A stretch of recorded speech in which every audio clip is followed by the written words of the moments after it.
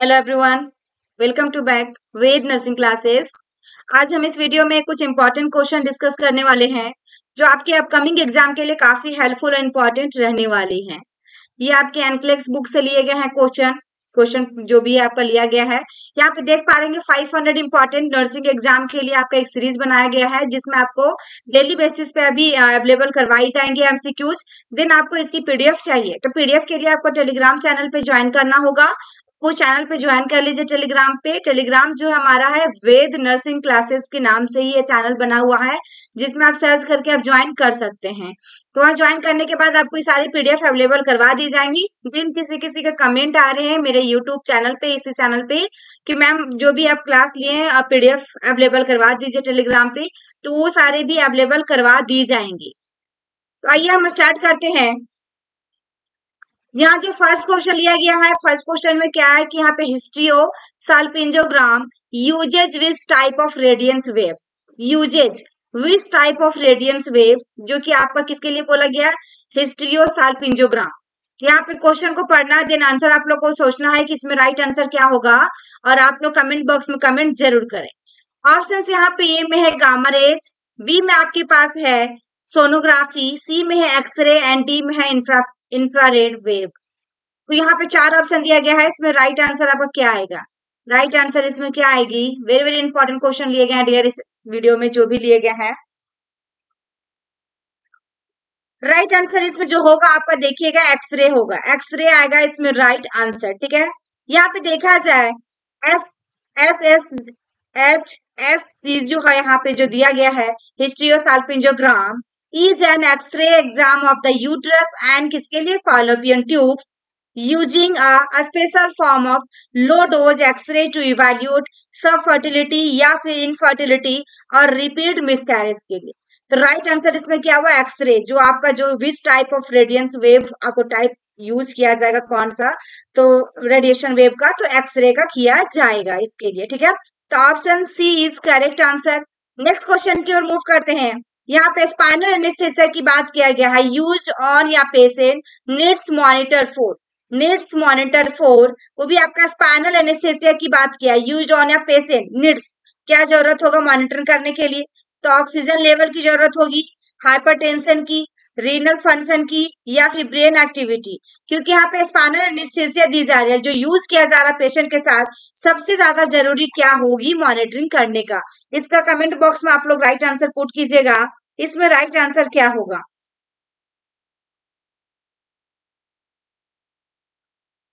Right answer इसमें जो होगा आपका ऑप्शन देखिएगा सी होगा, renal function. C is correct answer. यहाँ पे देखा जाए जो दिया गया है, all the toxins and the administered medicine are remove by किसके द्वारा, किडनी के द्वारा हम करते हैं। किडनी हमारा क्या काम करता है, फिल्टरेशन का काम करता है। दस when anaesthesia is given in the spine it is usually a local anaesthesia and numbs the lower part of the body. Since the lower part of the body had been anesthetized, kidney, which is also supplied to by these nerves, may also be affected. Thus, monitoring renal function become important. सबसे ज्यादा जो हमारा importance हुआ कि हमें renal function को monitoring करना चाहिए, क्योंकि हम जो भी मेडिसिन से जो भी डाइट वगैरह लेते हैं तो हमारा सब क्या होता है, आपका किडनी से फिल्टरेशन होके आपको बाहर की ओर जाता है। ठीक है ना, तो ये राइट आंसर जो हुआ आपका क्या हुआ, ऑप्शन सी हुआ, रीनल फंक्शन। नेक्स्ट क्वेश्चन आपका है, what is the optimum temperature to store blood right after collecting it. What is the optimum temperature पूछा है, टू स्टोर क्या कर रहे हैं, ब्लड को स्टोर करना है राइट आफ्टर कलेक्टिंग, कलेक्ट करने के बाद आपको कितने डिग्री सेल्सियस पे ब्लड को रखना है, 25 degree Celsius, 22 degree Celsius, 18 degree Celsius या फिर 24 डिग्री सेल्सियस पे। तो राइट आंसर इसमें जो होगा डियर क्या आना चाहिए, इसमें राइट आंसर जो होगा ऑप्शन बी होगा, 22 डिग्री सेल्सियस, 22 डिग्री सेल्सियस। यहाँ पे देखेंगे once the blood is collected it is stored कितने में, 22 degree Celsius. at this temperature the blood proteins are safe from degeneration, the cell function properly and the presence of इसमें आपकी right answer B आया, जिसमें से हमारा क्या किसमें कलेक्ट करने के बाद स्टोर करते हैं 22 डिग्री सेल्सियस पे, जिसमें से temperature the blood proteins are safe from degeneration, the cell function properly and the presence of anticoagulants ensure that the blood is not clotting. ठीक है ना, इसलिए हम क्या करते हैं ताकि हम 22 डिग्री सेल्सियस पे रखेंगे जिससे ब्लड क्लॉट ना हो सके। नेक्स्ट क्वेश्चन है, यहाँ पे देखिएगा दिया गया है आपका thanatology is the study of, किसके लिए स्टडी की जाती है, तो injuries and assault, death of all aspect, या death related to thermal injury, या फिर life after death. Life after death, इसमें राइट आंसर क्या होगी, यहाँ पे राइट आंसर जो होगा आपका ऑप्शन बी आएगा, डेथ ऑफ ऑल एस्पेक्ट। यहाँ पे देखिएगा thanatology is the scientific study है of the death and the losses brought about as a result. Next 5 number question आपका, during weaning honey and can be introduce only after how many months. During weaning honey can be introduced only after how many months, only after how many months. यहाँ पे question में ये पूछा गया है, तो देखेंगे इसमें राइट आंसर क्या आएगा। राइट आंसर इसमें क्या आएगा,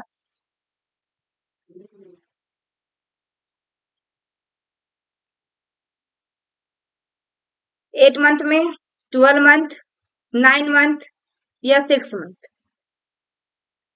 राइट आंसर जो होगा आपका ऑप्शन कौन सा होगा, बी होगा 12 मंथ्स। 12 मंथ्स। यहाँ पे honey should be avoided before 12 months due to risk of infant botulism. Infant botulism is an intestinal toxemia. The disease result after spores of the bacterium Clostridium या फिर botulinum or related species are swallowed. Temporarily जो colonize होगा an infant large intestine and produce करेगा botulinum and neurotoxins. Some infant get botulism when यहाँ पे spore get into their digestive tracts, grow and produce the toxin. Honey can contain the bacteria जो होगा that causes infant botulism, so do not feed honey to children younger than 12 months. यहाँ पे क्या बताया, younger than 12 months, यानी कि 12 महीने से छोटे वाले बच्चे को क्या करना है, आपको हनी नहीं देना है। ये चीजें यहाँ पे बता रहा है क्योंकि Honey can contain the bacteria, उसमें बैक्टीरिया होता है कॉजेज इन्फेंट बॉटलिज्म। क्या कारण हो सकता है इन्फेंट के लिए, बॉटलिज्म की, जिसमें से हम 12 महीने से छोटे वाले बच्चों को आपको देना अवॉइड करना है। यहाँ पे ये चीजें यहाँ पे बताया गया है। नेक्स्ट देखेंगे, which among the following is a marker of neural tube defects. तो न्यूरल ट्यूब डिफेक्ट के लिए बताया निम्नलिखित में से कौन सा न्यूरल ट्यूब डिफेक्ट का मार्कर होगा। यहाँ पे देखिएगा PAPPA, SCG, एस्ट्रोएल, या फिर acetylcholinesterase, acetylcholinesterase. Right answer इसमें ऑप्शन डी होगा, एसिटाइल कोलिन एस्टरेज। ठीक है ना, option D is correct answer. यहाँ पे देखा जाए prenatal diagnosis of neural tube defect is done by detailed ultrasound examination, जिसमें से मेजरमेंट ऑफ मैटरनल सीरम जो होता है फिटोप्रोटीन, आपका amniotic fluid या fetoprotein and amniotic fluid, acetylcholinesterase, यहाँ पे देखा जाता है किसमें, जब अल्ट्रासाउंड की जाती है तो उसमें सारा डिटेल पता चल जाता है। तो वही चीज यहाँ पे न्यूरल ट्यूब डिफेक्ट के लिए कौन कौन सा होगा, तो ये यहाँ पे दिया गया है, जो आपका दिया गया मेजरमेंट किया जाएगा मैटरनल सीरम, जिसमें से MSAFP जो होगा आपका, एमनियोटिक फ्लूइड, फिटोप्रोटीन, एमनियोटिक फ्लूइड आपका ये है आपका एसिटिल कोलिन एस्टरीज। तो ऑप्शन ये राइट आंसर आया क्योंकि इसमें चारों में से आपका यही है डी ऑप्शन में, तो डी इज करेक्ट। यहाँ जो दिया हुआ है प्रेगनेंसी एसोसिएटेड जो है आपका प्लाज्मा प्रोटीन की बात किया है, is a protein produced by the placenta, किसके द्वारा हो रहा है, प्लेसेंटा के द्वारा उत्पादन की जा रही है। It is the needed for the implant करने के लिए प्रोसेस एंड टू मेंटेन या हेल्दी प्लेसेंटा, वो भी कम आफ्टर बर्थ। ये पी देखिएगा यहाँ पे प्रेगनेंसी एसोसिएटेड प्लाज्मा प्रोटीन जो है is a marker major as part of the combined pregnancy screening blood test which is offer around 11 to 14 weeks of pregnancy. कब होता है ये आपका? 11 से 14 सप्ताह के बीच में ये चीजें देखने को मिलेगी। और आपको क्या स्क्रीनिंग करना, combined pregnancy screening blood test होगा इसमें, ठीक है ना। तो राइट आंसर इसमें ये आएगा जब ऐसा क्वेश्चन रहेगा तो। नेक्स्ट आपका HCG जो है, ह्यूमन कॉलोनी गोनाडोट्रोपिन हार्मोन जो है, made up on alpha and beta submit, यहाँ पे दिया गया है, and that is produced by the placenta is normally only measurable during pregnancy. Some abnormal tissues या tumor and cancers may also produce HCG, making the HCG test useful as a tumor marker. किसके लिए? Tumour marker के लिए हमारा सबसे ज्यादा useful जो रहेगा कौन सा रहेगा? HCG टेस्ट रहेगा, HCG टेस्ट रहेगा। यहाँ जो मार्कर पूछा है, किसका पूछा है मार्कर? यहाँ पे न्यूरल ट्यूब डिफेक्ट का, तो यहाँ पे ये HCG का हो गया। नेक्स्ट आपका बच गया estriol can be measure in maternal blood और urine and can be used as a marker of fetal health and wellbeing के लिए। किसके लिए मैं यहाँ पे मार्कर होगा? मार्कर आपका ये एस्ट्रॉयल जो होगा आपका ईस्ट रियोल है ना, ये किसके लिए होगा? मेजर की जाएगी मैटरनल की ब्लड या यूरिन जो होगा test, and can be used as a marker of fetal health and wellbeing के लिए। बच्चे के हेल्थ स्वास्थ्य है उसकी कैसा है उस पे आपका ये डिपेंड कर रहा है। It level of unconjugated estriol are abnormal low in pregnant women, this में इंडिकेट करेगा abnormal लाइक डाउन सिंड्रोम या फिर एडवर्ड सिंड्रोम। ये इसमें इंडिकेट कर सकता है जब ये abnormal हो जाता है। तो ये क्या अनकंजुगेटेड एस्ट्रॉयल बता रहा है abnormal लो इन या प्रेग्नेंट वुमेन में, ठीक है ना। दिस में इंडिकेट क्या करेगा? abnormal रहेगा तो हमारा डाउन सिंड्रोम या फिर एडवर्ड सिंड्रोम आ सकता है। तो ये चारों के बारे में बहुत अच्छे से यहाँ पे लिखा हुआ, आप इसे स्क्रीनशॉट भी ले सकते हैं जो आपका रैशनल में दिया गया है। वेरी वेरी इंपॉर्टेंट क्वेश्चन है। राइट आंसर आपका इसमें ऑप्शन डी आया। नेक्स्ट क्वेश्चन आपका है 7 नंबर क्वेश्चन जो है, age related loss of muscles mass strength and function is called age, function is called age related loss of muscles mass strength and function जो होगा that is called as क्या कहलाएगा? Neutropenia कहलाएगा, एस्कोरपेनिया कहलाएगा, ओस्टियोपेनिया कहलाएगा या थ्रोम्बोसाइटोपेनिया कहलाएगा, क्योंकि एज से रिलेटेड बता रहा है। लॉस ऑफ आपका मसल्स मास हो रहा है, स्ट्रेंथ आपकी मजबूत जो भी है स्ट्रांग है, एंड फंक्शंस तीनों का तीनों की बात करें जो कार्य नहीं कर पाएगा, तो एज से रिलेटेड जो होगा। तो राइट आंसर इसमें क्या आएगा आपका? ऑप्शन जो होगा देखिएगा, ऑप्शन आपका स्कोर सार्कोपेनिया होगा। क्या होगा? सार्कोपेनिया, यानी कि बी ऑप्शन इसमें राइट होगा। Sarcopenia as defined as an age related involuntary loss of क्या होता है? Skeletal muscles mass and strength, ये चीजें आपका सार्कोपेनिया में जाएगा। नेक्स्ट न्यूट्रोपेनिया में क्या होगा कि इसको lower than normal number of neutrophils या type of white blood cell जो होता है WBC, नॉर्मल लेवल क्या होगा आपका 1500 से 7000 न्यूट्रोफिल्स पर millimetre cube of blood. Neutropenia में आएगा, लोअर हो जाएगा या फिर नॉर्मल नंबर ऑफ लेगा न्यूट्रोफिल्स का। देन उसके बाद ओस्टियोपेनिया में आपका क्या होगा कि इसमें लॉस ऑफ बोन हो जाता है मिनरल डेंसिटी की वजह से। Bone mineral density right weakens bones हो जाता है, कमजोर पड़ने लगता है हमारे हड्डियां में। ये यहाँ पे दिया गया T score of -1 to +1 is consider normal bone density, या फिर T score of -1 to -2.5 indicate किसको करेगा? ओस्टियोपेनिया को। किसको करेगा? Low bone density, low bone density. Then उसके बाद टी स्कोर जो बता रहा -2.5 पर lower is bone density, low enough to be categorised as osteoporosis. यहाँ पे देखिएगा जो सबके दिया हुआ है सबका अलग अलग रेंजेस दिया गया है। Osteopenia is loss of bone mineral density. सबसे पहली बात ऑस्टियोपेनिया हमारा क्या हो रहा है? इसमें हमारा बोन हो रहा वीक हो रहा है। जैसे ही टी स्कोर ऑफ -1 +1 आता है तो किसमें करेंगे? तो इसमें हम कंसीडर करेंगे नॉर्मल बोन डेंसिटी में। ये भी क्वेश्चन आ सकता है आपका कि टी स्कोर कितना होगा, टी स्कोर कितना होगा। देन उसके बाद नीचे दिया गया है कि टी स्कोर -1 से लेकर -2.5 तक रहेगा, इंडिकेट करेगा तो ऑस्टियोपेनिया में जाएगा। किसमें जाएगा? ऑस्टियोपेनिया में जाएगा। सब अलग अलग है, लो बोन डेंसिटी में जाएगा, ठीक है। यहाँ पे जो नॉर्मल की बात किया -1 से लेकर +1 तक होगा तो नॉर्मल में जाएगा। जैसे ही आपका -2.5 या फिर लोअर में जाएगा तो इसमें ऑस्टियोपोरोसिस जो इसमें कन्वर्ट कर दिया जाता है, इसको इंडिकेट होता है। तो low platelet level is also called thrombocytopenia, ये आपका आगे की है। प्लेटलेट लेवल जो लो हो जाता है हमारा क्या कहलाता है? थ्रोम्बोसाइटोपेनिया।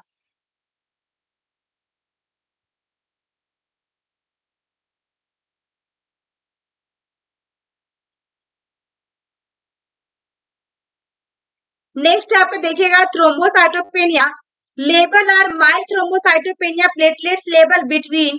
यहाँ पे देखिएगा यहाँ पे जो थ्रोम्बोसाइटोपेनिया की बात किया है जिसमें प्लेटलेट लेवल लो हो जा रहा है उसको थ्रोम्बोसाइटोपेनिया कहते हैं। और ये आपकी थ्रोम्बोसाइटोपेनिया लेवल और माइल्ड थ्रोम्बोसाइटोपेनिया कब समझेंगे हम लोग, जैसे कि यहाँ पे 1,01,000 से लेकर 1,40,000 पर मैक्रो लीटर ऑफ ब्लड रहेगा तो आपको माइल्ड में कंसीडर करना है। किसमें करना है, माइल्ड में कंसीडर होगा आपका, ठीक है। देन उसके बाद आपका दिया गया मॉडरेट की बात किया गया है जिसमें प्लेटलेट लेवल बिटवीन देखिए 51,000 से लेकर 1,00,000 तक रहेगा तो माइक्रोलीटर ऑफ ब्लड तो मॉडरेट में आएगा। सीवियर की बात किया जाए तो इसमें 51,000 एंड 21,000 माइक्रोलीटर ऑफ ब्लड, ठीक है ना। कितना, जो 51,000 से लेकर 21,000 तक जो आ जाएंगी यानी कि 50,000 से नीचे तो आपका सीवियर में जाएगा। ये आपकी प्लेटलेट्स क्या हो गया जिसमें से थ्रोम्बोसाइटोपेनिया की कंसीडर की गई है, आपका इंडिकेट किया गया है इसमें रैशनल में। तो वेरी वेरी इंपॉर्टेंट क्वेश्चन है डियर, ये आपका क्वेश्चन जो रहा सो चारों के बारे में यहाँ पे डिटेल में बताई गई है तो इसे आप एक बार जरूर अच्छे से देख लें। नेक्स्ट क्वेश्चन है आपका, नेक्स्ट क्वेश्चन है the synthetic form of vitamin K called as. Synthetic form of vitamin K that is called, यहाँ पे देखिएगा मेनाक्विनोन या फिर मेनाडियोन या फिर हाइड्रोक्विनोन या फिर फाइलोक्विनोन। चार ऑप्शन दिया गया dear. Synthetic form of vitamin K that is called, right answer जो होगा इसमें देखिएगा menadione. Options D is correct answer, menadione होगा, बी इज करेक्ट आंसर। यहाँ पे synthetic form of vitamin K that is called क्या कहलाता है, मेनाडियोन। किसकी सिंथेसिस हो रही, किसका, फ्रॉम विटामिन के से, तो that is called menadione. It is synthetic compound and is also known as vitamin K3. It is commonly used as a vitamin K supplement in यहाँ पे animal feed and can also be used as a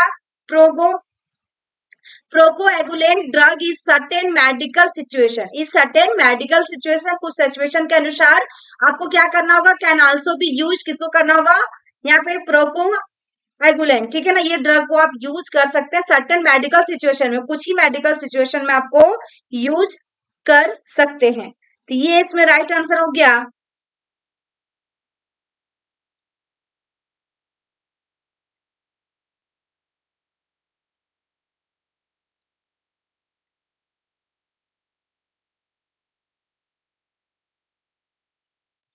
next question आपका है the ability to choose and concentrate on relevant stimuli is called, the ability to choose and concentrate on relevant stimuli that is called, तो यहाँ पे concentration, attention, observation या perception, चार option दिया गया है आपका।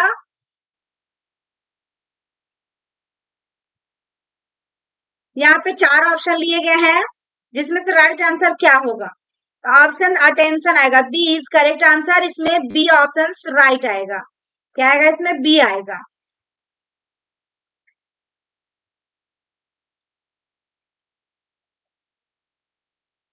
यहाँ पे देखते हैं the ability to choose and concentration on relevant stimuli that is called attention.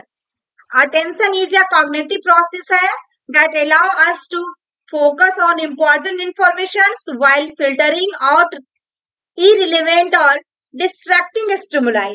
It is essential for many aspects of daily life, including जैसे learning, problem solving and decision making में। ये चीजें एक्सपेक्ट की जा सकती किसमें, आपका डेली लाइफ में, जो आपका दे दिया लर्निंग में आपका दिया है, एंड आपका किसमें किसमें दिया गया है, लर्निंग के बाद प्रॉब्लम सॉल्विंग में है एंड डिसीजन मेकिंग में है। तो इसलिए राइट आंसर इसमें जो हुआ आपका concentration on relevant stimuli that is called attention आएगा, और इसके बारे में यहाँ पे बता दिया गया है। नेक्स्ट क्वेश्चन है, नेक्स्ट क्वेश्चन 10 नंबर जो क्वेश्चन लिया गया है, which type of memory is also known as active memory. Which type of memory, कौन सा मेमोरी हो जाए जिसको हम दूसरे एक्टिव मेमोरी के नाम से जानते हैं। ऑप्शन ए में लॉन्ग टर्म मेमोरी, बी में आपका शॉर्ट टर्म मेमोरी, सी में सेंसरी मेमोरी, डी में आपका लॉजिक मेमोरी। राइट आंसर इसमें जो होगा शॉर्ट टर्म मेमोरी होगा, क्या आएगा इसमें, शॉर्ट टर्म मेमोरी कहते हैं जिसमें हम which type of memory is also known as active memory, जो शॉर्ट टाइम के लिए हमारे माइंड में रहता है वो एक्टिव ही रहता है, तुरंत याद रहा फिर कुछ देर के बाद हम भूल सकते हैं। Short term memory also known as active memory कहलाता है। Holds information for a brief period of time, typically less than a minute. It is sometimes referred to as working memory because it is actually used to process and manipulate information. क्या होता है यहाँ पे देखेंगे कि इसमें holds information for या brief period of time, थोड़ी देर के लिए आप अपने माइंड में इसे रख सकते हैं, टिपिकली लेस देन या मिनट, कुछ मिनट के लिए, ठीक है ना। जो भी आप पढ़ते हैं कि आपको हमेशा लॉन्ग टर्म के लिए याद रहता है, ऐसा नहीं होता है, बार बार उसको रिवीजन करना पड़ता है, बार बार उसको देखना पड़ता है, तभी वो माइंड में आपका रहता होगा। It sometimes refer to as working memory because it is actually use to process and manipulating information, इसलिए इसको हम दूसरे जो नाम होता है एक्टिव मेमोरी का शॉर्ट टर्म मेमोरी रखा गया है। नेक्स्ट क्वेश्चन आपका है Coombs test is also known as, किसके लिए करेंगे, एंटी, यहाँ पे देखिएगा anti globulin test, then anti albumin test, then आपका कंपेरेबिलिटी टेस्ट और आपका क्रॉस मैचिंग टेस्ट। 4 ऑप्शन दे गया। कुम टेस्ट की बात किया है, किसके लिए करेंगे, तो राइट आंसर इसमें क्या होगा, एंटी आपका ग्लोबुलिन टेस्ट, यानी कि ग्लोबुलिन टेस्ट किसमें है, ऑप्शन ए में है। ए इज करेक्ट आंसर, यहाँ पे देखते हैं, यहाँ पे दिया गया है, ये ऑप्शन इसमें राइट होगा। नेक्स्ट क्वेश्चन आपका है early onset BFP occurs within how many hours after endotracheal incubation। endotracheal incubation यहाँ पर 4 ऑप्शन दिया गया है, how many hours, कितने देर के लिए endotracheal incubation, 72 आवर्स या फिर आपका 48 आवर्स और आपका 60 आवर्स एंड 68 आवर्स। 4 ऑप्शन दिया गया है, इसमें आपका राइट आंसर क्या आएगा, तो यहाँ पे VIP का क्या हो गया, वेंटिलेटर एसोसिएटेड निमोनिया, ठीक है ना, एसोसिएटेड निमोनिया। तो with in how many hours after endotracheal इंटुबेशन, तो राइट आंसर इसमें क्या होगा, ऑप्शन 48 घंटा आएगा, यानी कि बी ऑप्शन इसमें करेक्ट होगा, ठीक है। यहाँ पे देखेंगे अर्ली onset VIP, यहाँ पे इस type of lung infections that can develop in people who are on mechanical ventilation within 48 hours after endotracheal intubations, यानी कि endotracheal intubations के 48 घंटे विद इन 48 आवर्स की बात किया है। VIP जो स्टेन फोन किया है वेंटिलेटर एसोसिएटेड निमोनिया, ठीक है ना, तो ये कितने देर के लिए है आपका, विद इन 48 आवर्स, कितना, विद इन 48 आवर्स। तो इसमें राइट आंसर आपका 48 आवर्स आया। नेक्स्ट क्वेश्चन आपका है minimum requirement of person to perform log roll technique ID. Minimum requirement of person, कितनी पर्सन की रिक्वायरमेंट होगी, किसके लिए, जो परफॉर्म की जा रही है लॉग रोल टेक्निक आईडी, ठीक है ना।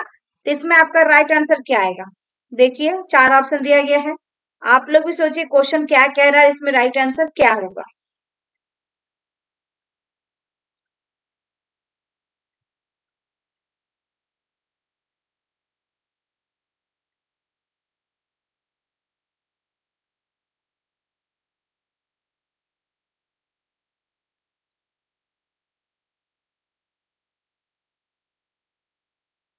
तो इसमें राइट आंसर जो होगा ऑप्शन थर्ड, थर्ड होगा, यानी कि सी ऑप्शन इसमें करेक्ट आएगा। 3 लोगों की जरूरत है, 3 होगा इसमें, ठीक है ना, 3। यहाँ पे देखेंगे minimum requirement of person to perform the log roll technique is 3।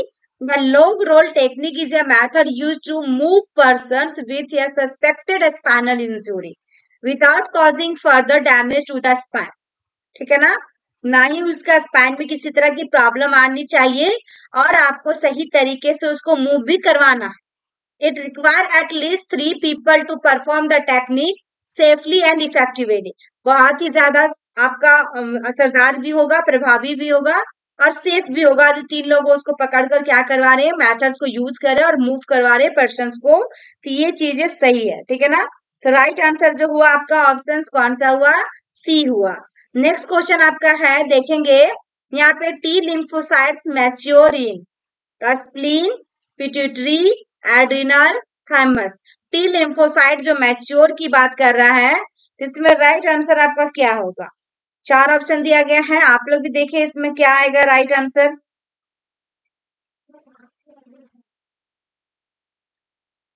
तो इसमें थाइमस होगा, क्या आएगा, थाइमस आएगा। T lymphocyte mature in the thymus, किसमें मैच्योर हो रहा, थाइमस में। T lymphocyte also known as T cells are a type of white blood cell that play a curricular role in immune system, किसमें होगा role सारा इसका, immune system से related. The mature in the thymus gland, देखिएगा the mature in the thymus gland which is located in the chest, कहाँ पे होता है जो मैच्योर होता है हमारा थाइमस ग्लैंड, कहाँ पे लोकेट होगा, चेस्ट में होता है located, and is most active during childhood, सबसे एक्टिव किसमें होता है, चाइल्डहुड के दौरान सबसे ज्यादा ये एक्टिव भी होता है, कौन सा, थाइमस ग्लैंड, ठीक है ना, thymus gland. Very very important question word है, राइट आंसर इसमें ऑप्शन डी आया।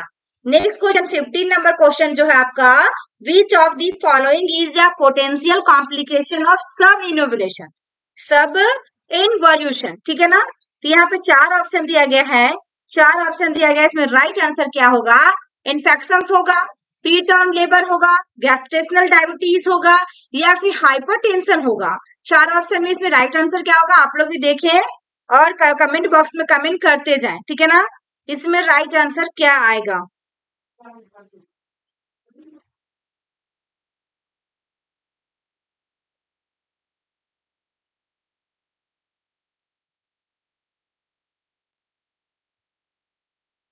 राइट आंसर इसमें ऑप्शन ये आएगा, इन्फेक्शन, सब इनवॉल्यूशन से, यहाँ पे कॉम्प्लिकेशन पूछा है सब इनवॉल्यूशन का।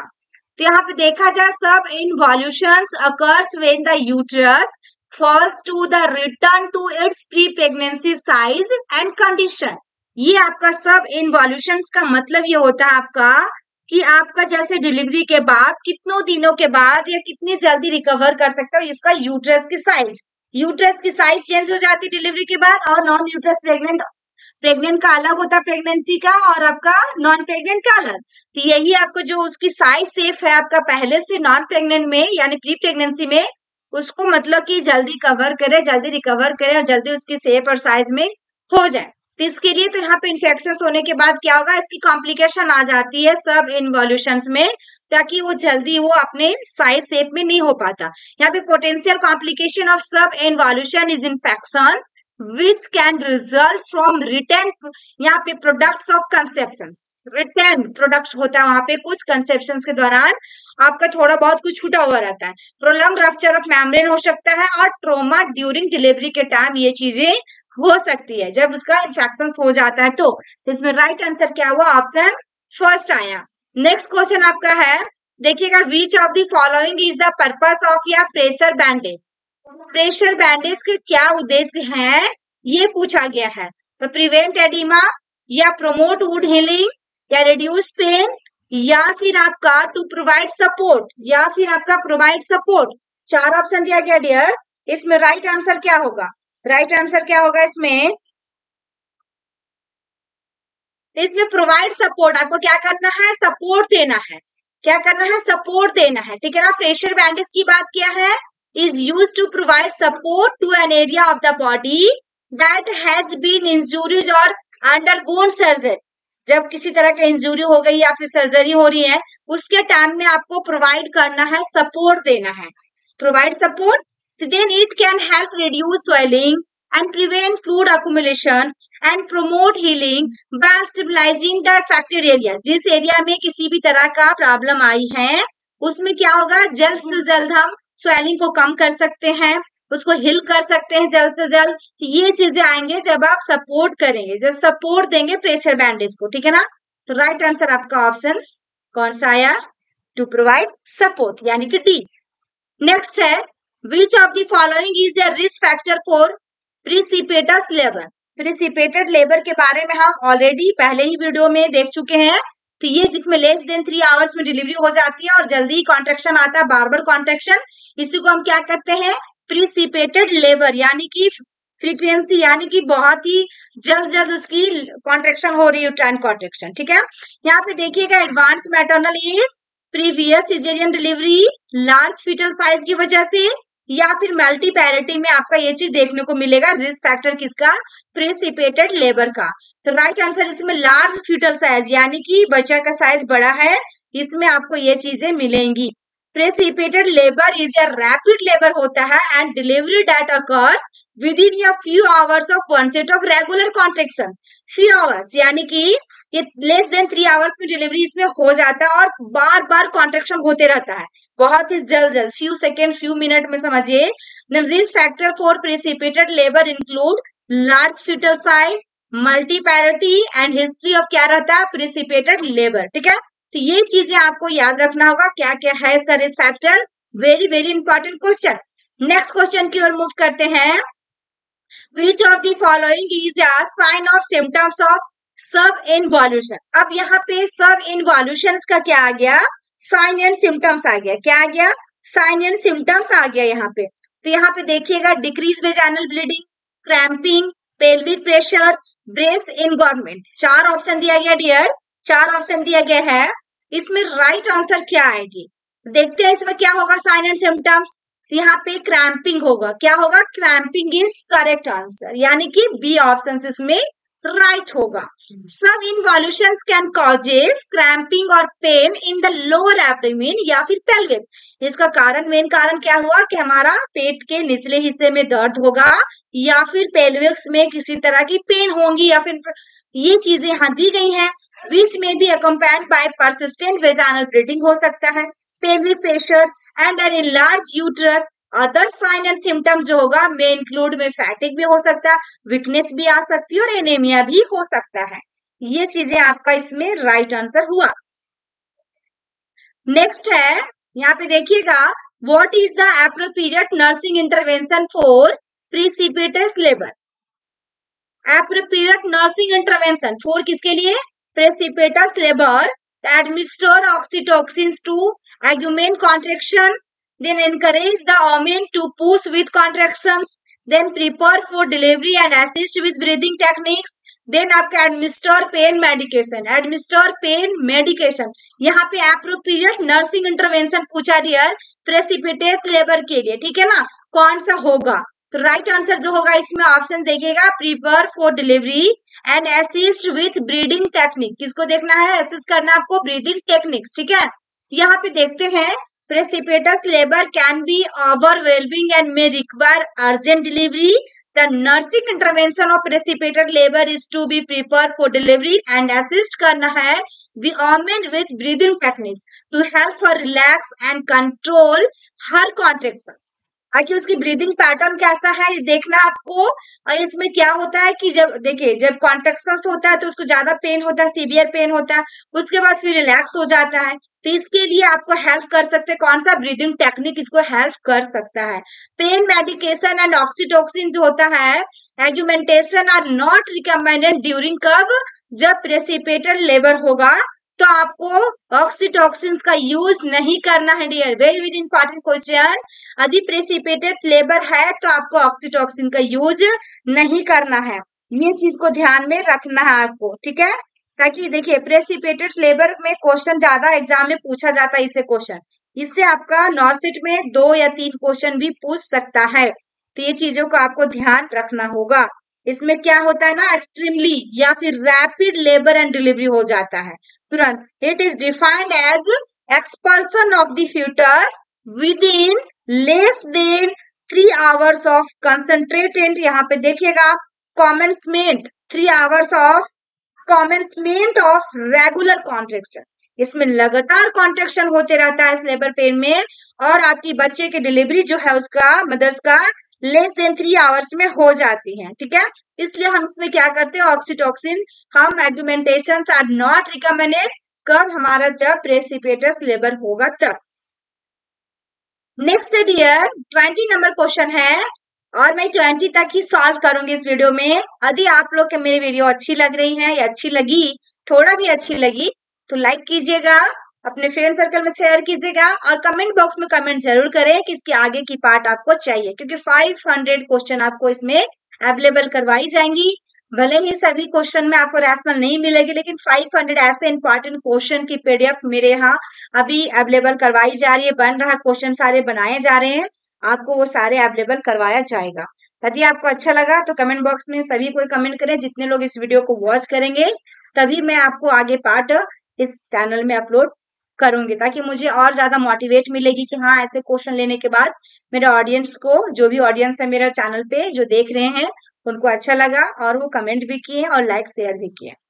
तो यहाँ पे देखिए 20 नंबर क्वेश्चन जो आपका है, thin superficial compact layer of deciduous covering the blastocytes is called as superficial compact layer of the decidua का कवरिंग दैट किसको हो रहा, कवर कर रहा है, blastocyst is called as decidua basalis, decidua capsularis या डेसिडुआ पेरिटेल्स या फिर डेसिडुआ वेरा। राइट आंसर इसमें जो हुआ डियर, डेसिडुआ क्या हुआ, कैप्सुलरिस। आपका बी इज करेक्ट आंसर। ठीक है, यहाँ पे देखिएगा decidua capsularis, the decidua like देखिएगा सेक्रेटरी एंडोमेट्रियम कंसिस्ट ऑफ क्या होता है, 3 लेयर्स। कौन कौन से होते हैं, इसमें मिला हुआ रहता है, superficial compact layer, the intermediate spongy layer और द थिन बेसल लेयर। अभी यहाँ पे क्या क्वेश्चन में पूछा है आपका, क्वेश्चन में ये पूछा है कि superficial compact layer of decidua cover कर रहा है किसको, ब्लेस्टोसाइट, दैट इज कॉल्ड आपका डेसिडुआ कैप्सुलरिस। और इसको जैसे कि यहाँ पे डेसिडुआ जो हो रहा है लैक सिक्रेटरी एंडोमेट्रियम कंसिस्ट जो हो रहा है आपका 3 भागों में बटा हुआ, 3 भागों से मिला हुआ है, ये मिला हुआ कंसिस्ट है ना। इसमें सुपरफिशियल कॉम्पैक्ट लेयर होगा पहला, दूसरा इंटरमीडिएट स्पॉन्जी लेयर होगा और तीसरा थिन बेसल लेयर होगा। ठीक है, वेरी वेरी इंपॉर्टेंट क्वेश्चन। और ये रहा 20 तक। आगे आपको क्वेश्चन बना हुआ, यदि आपको चाहिए आगे की पार्ट तो आप कमेंट बॉक्स में कमेंट बेहिचक करें और सभी कोई करे, जितने कोई वीडियो वॉच करे यदि आप इंटरेस्टेड हैं आगे पार्ट देखने के लिए। तो thank you for watching my video.